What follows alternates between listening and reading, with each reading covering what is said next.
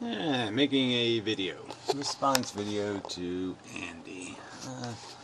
Who knows what the hell he's talking about? Yeah, no, I don't. I'll play some of the video and we'll just play with his phraseology and his intensity in trying to convince, or I mean, talk about in some sort of conversational way, without any agenda. Whatever he's trying to say, I don't know. So yeah, philosophically, everybody's just unraveling. I mean, it's like you're just watching this thing, and it's just like nobody is coherent anymore. I mean, they're all turning into just purveyors of mush and fluff and feathers and all that stuff that just floats in the air, and just you say, how did that get in the air? I mean, it's just nonsense everywhere. Alright, so anyway, he does this whole Lord of the Rings thing, blah blah blah, talking about good and evil. And yeah, these stories we tell ourselves, this is what we live for. Yes, everybody, the formula has been found out. Okay, yeah, we all kind of live to be heroic, and I mean live in terms of our psychology, in terms of doing the right thing and being somebody and accomplished, and we have a definition of that. And the Lord of the Rings is just this perfect formula. I mean, it has little love stories and has some tragedy in there, and but you have this adventure you're on, this good purpose you're going to accomplish, and you're going to win, and you're going to be great, and yay for our side. And so it's just like scoring a goal in a sport. I mean, yes, we're sport addicts. People are just so caught up in this competition thing in the game. And so, yeah, the Lord of the Rings made the game really easy because, yeah, all the pretty people are the good guys and all the ugly people are the bad guys. I mean, they made it really easy, right?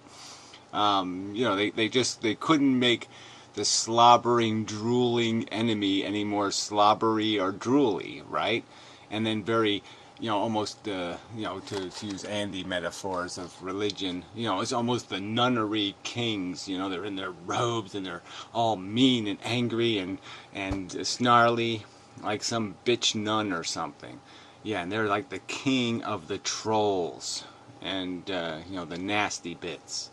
And they're going to come and drool on you,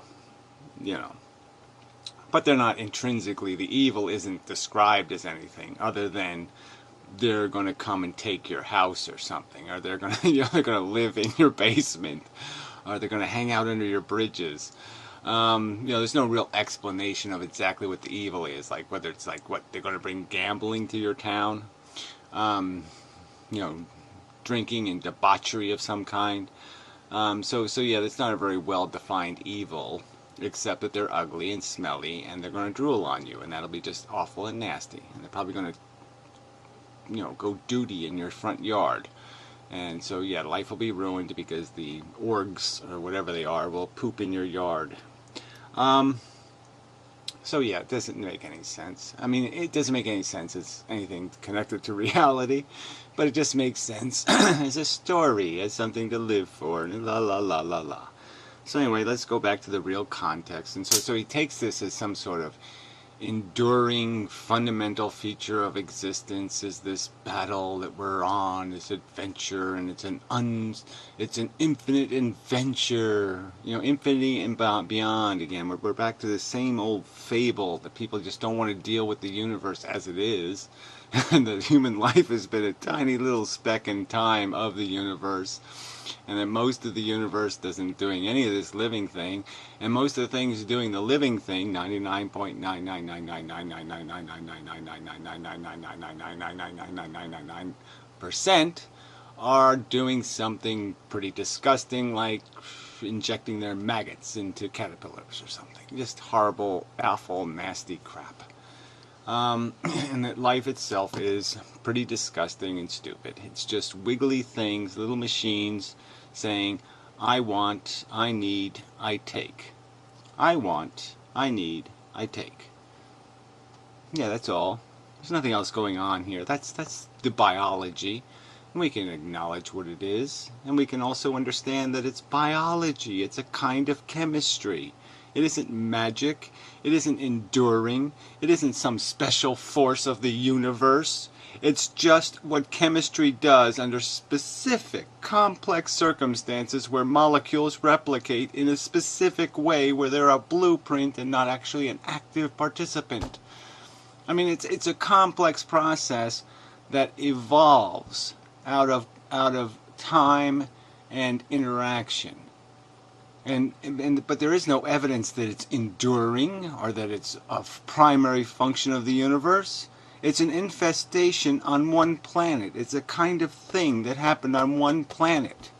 That's all you have evidence of. The rest of this storytelling, the rest of these myths you have about the truth are the scientific approximations of people living thousands of years ago who didn't even know what a fart was made out of. And you're going to tell me that they had the truth. They know what the universe is doing. I mean, this is just baby talk. Fuckers. Anyway.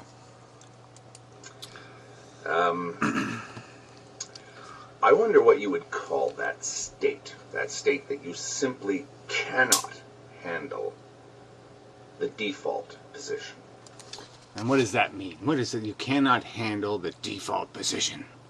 And what he's basically saying is, oh, you mean I go to work for 30 years, I get some kind of cancer, I get a disability, and then I have my golden years where I sit in a rocking chair and talk about how all them young critters they're all misdirected. They don't know their asses from their elbows and such.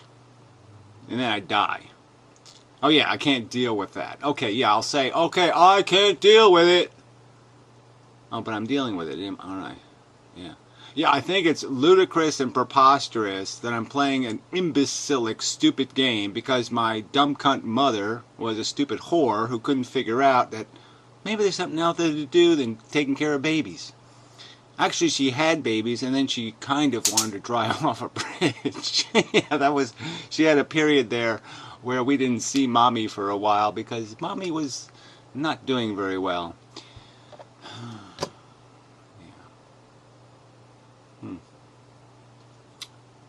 Oh, well, anyway, get back to the video. That if you take away all of your distractions, it drives you mad. It drives you mad!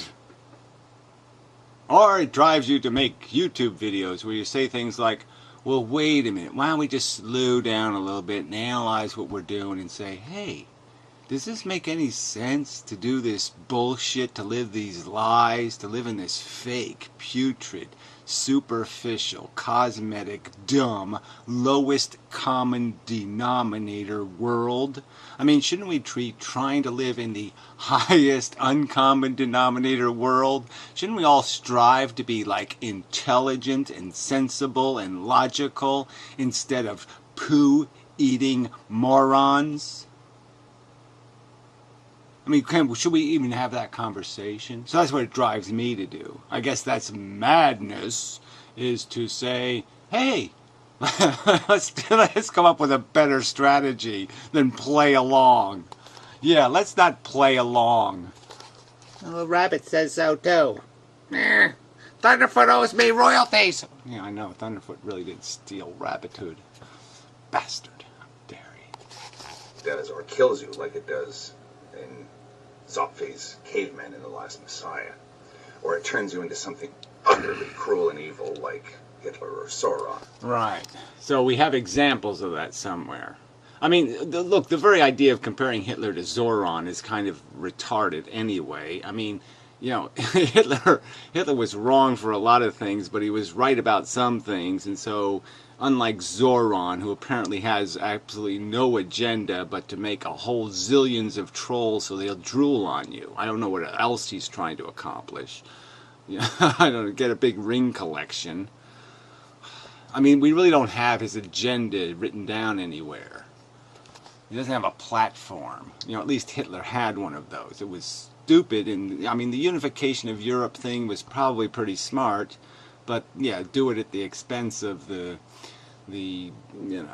undesirables. I mean, it really was just about revenge anyway, wasn't it? I mean, it was just payback for past crimes, kind of a bullshit. What would you call that? I don't know, ontophobia? How's that for a crazy word for it. Yeah, how about that? Let's just make up a bunch of stupid, idiotic words for stupid, idiotic concepts that don't really exist. Okay. You have a Zoron complex. I'm going to give that a name. Fuck you. Or miso-ontology, the hatred of existence. No, the recognition that existence is fundamentally flawed in that the fundamental premise is make a mess, clean up a mess. That is sort of fundamentally broken. Let's create a need that doesn't need to exist. Yeah, that is a little bit stupid. I don't think you have to call that something. I mean, it's not like if somebody, what do you call it when somebody describes reality? You're going to have a word for that. When somebody actually points out the fact that your shit does stink, that somehow now you're going to call them a misontologist. No, I think they're going to call them reasonable and sensible and logical. I don't know. But it does seem to be about as undesirable a state of being as one is possible to conceive of. Really? Is that how it works for you? There's no conceivable state of being more horrible than recognizing that, oh, I'm just playing a biology game. Me hungry, me go eaty. Oh, I get it. Wow, that was just horrible. The most horrible thing that's ever happened on the history of the planet Earth is the realization that I'm part of a futile, stupid game that's being perpetuated by stupid motherfucking retards. Oh, gee, that's so horrible. I'd much rather have knives shoved into places on my body that would be unpleasant to have knives shoved into. I can't imagine anything worse. Brain cancer. No, that would be fun compared to recognizing that people are dumb, motherfucking, stupid cunts.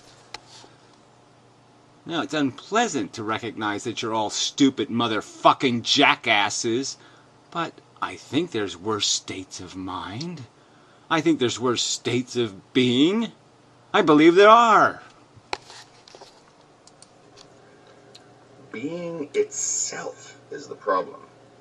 There's a streak of this in my pet sort of Eastern philosophy, Jainism, where it's almost as though one gets the impression that the true horror of existence is existence itself. Yeah, existence itself. I'm a maniac. Can't you see it? I can see you.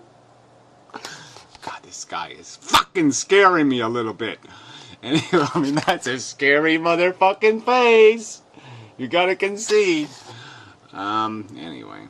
Yeah, look, existence itself is kind of horrific, okay? We're living on a planet where most of the organisms are involved in some kind of act of cannibalism, strictly speaking, okay? They are cannibalizing organisms of equal sentient value to themselves. It is really quite disgusting and grotesque. But the real horror is that you motherfuckers have brains with billions of neurons in them, okay, and you won't admit the truth. You'll keep making up fucking idiotic stories in there, okay, to keep justifying your idiocy and your stupidity and your fucktarded addictions. Alright, you'll never break free of your insane devotions to stupid, immature, childhood fucking addictions. Jesus. No fucking mental character whatsoever. In a universe that will always exist. The Jane Wheel Will always exist. So again, he says this shit, and it's absolute shit, right? I mean, we know this is absolute shit. It's based on no factual theory whatsoever, no theory that has evidence, that demonstrates it in some way. This forever before and forever in the future thing. None of that's demonstrated by a fact of some kind. of existence, the Jain version of samsara, seems to hold that existence, phenomenality, the wheel of existence will continue, has never started turning, the wheel of existence, and will never stop. It just is. So what? So the wheel of existence just is. So before the earth existed, the wheel of existence was working somewhere. Somewhere there was wheels of existence happening that mattered somehow. I mean, let's just keep denying the truth, right? Let's just keep pretending that life just poofs out of nothing. It just grows out of a piece of dirt, okay? And it just evolves into a sentient, feeling, thinking, conscious being, just like that. No problems whatsoever, no complexity whatsoever, no perfect storms involved, no Yahtzee dice landing on top of each other kind of probabilities. No, it just all happens automatically, says the retarded 4,000-year-old idiots. Well, 2,000. And the only thing to do about that is to get off that wheel. You can't destroy it. Some people might attempt to destroy the... Well, whatever. The wheel. Get off the wheel. That's right. The wheel is called DNA. Okay, that's what it's made out of. And it replicates. And we as human beings now can control that. It's no longer natural selection. It's now human selection. It's the human beings are now conducting the experiment. The experiment is on their hands. The blood is on their hands. The game is on their hands. And people like you keep talking as if this is something we have no control over, and so therefore we should just be wheel riders. And other people try to explain that maybe you should exercise your fucking intelligence a little bit, get with the program, recognize where you came from, green slime, recognize that most of your ancestors were horrific monsters by your present sensibilities. If you had to live with your ancestors, you wouldn't fucking like it, okay, because they were slimy, and they had lots of gnarly teeth, and they were not pleasant organisms. And that's where you came from. You're a fucking machine that consumes, and that's what you do, alright? Yeah, deal with that fact. Universe or the multiverse or existence itself, but the multiverse. He just throws this stuff out like it's just this glib bullshit, and I guess you assholes would call him on this. You atheists would call him on it if he said deal with angels and gorks. Yeah, you'd call him on it, but he uses some sort of word that has some sort of pseudoscience veil of legitimacy on it, the multiverse, and you all fall for it. The new fucking figments of your imagination, new figments of human imagination. Okay, so it's not angels anymore, now it's multiverses. Good luck. And again, the horror of existence is existence itself, and the best thing to do is to cease to exist. Now, I guess that would be meso-ontology? I don't know. Or No, it would be rational deduction. Rationally deducing that, okay, it's an unneeded need, why create it? It costs, it's expensive, there's no doubt about it, and it's going to cost and be expensive in very unfair and without consent ways. It's essentially going to torture things for the benefit of things that don't need to exist. It does sound like it's all negative in the sense that it cannot possibly run a profit. There is no way to profit. There's no need being served but the needs you created. That's not going to work logically. So, philontology? I don't know what you'd call that. Stupid. But positive desire for non-existence. Positive desire. Now you see, these are the kind of things where you just say, why do they play these games with words? Positive desire.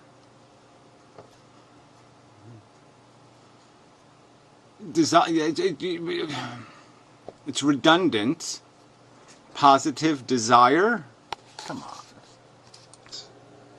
For ceasing to have an ontological state as Ceasing to be a victim of somebody's frickin' Super Bowl game. That's right. I mean, this is essentially some idiotic thing you do. You say you want to play the life game.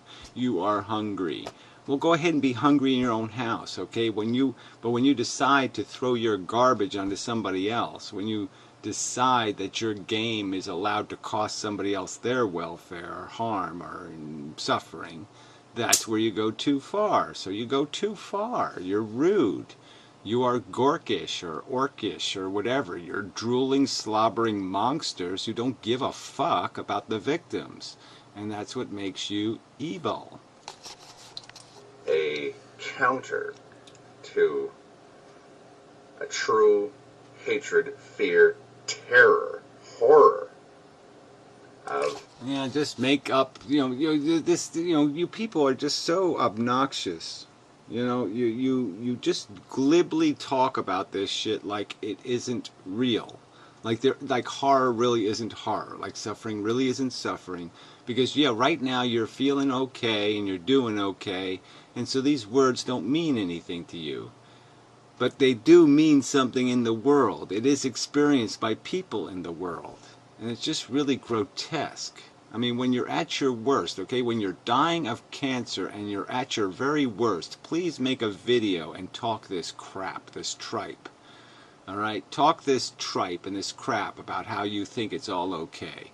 You know, why there's blood flowing out of your ass. All right? Do me that favor. Give me that promise that when the blood's flying out of your fucking ass, you'll make a video talking about how suffering's nothing, how it doesn't mean anything, how it's all just horror and suffering. Who's bothered by that stuff? Why don't you do me that favor, fuckhead? Existence. You see, when in the Call of Cthulhu by H.P. Lovecraft, when the sailors go off to that rock and they find Cthulhu in his cave, or in his tomb, or whatever you want to call it. No, who cares? Do you care? I don't give a fuck. Call it. They describe the darkness in which Cthulhu lives, or doesn't live. He's dead, but he's existing, I guess, as a positive darkness. A darkness that has an existence beyond the mere absence of light. And that is a really good metaphor, if you ask me, and it's very similar. Oh yes, darkness, it's more than the mere absence of light. Similar to Sauron. The positive, virulent, active non-existence, or non-being. The active non-existence or non-being. So what is it? Ghosts now? We're going to have a conversation about ghosts. The active non-being. Come on. You still perceive things, you're still conscious, but you find that state utterly intolerable. Yeah. This fantasy state of not being dead, but not being alive. Okay, so now purgatory is now hell, because it's utterly intolerable.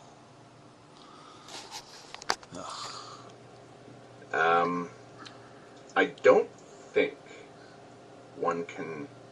You should just stop right there. I don't think. Yes, you don't think about facts and evidence. You think about bullshit and nonsense. Yes. Encounter a dilemma more fundamental than that one. Right. Okay. So the zombie scenario is somehow a dilemma that we should really seriously worry about. It's a serious, real problem of the human existence that you may become a zombie. Yeah. And be alive but dead in the darkness that is no darker than the darkest of the non-lighted darkness.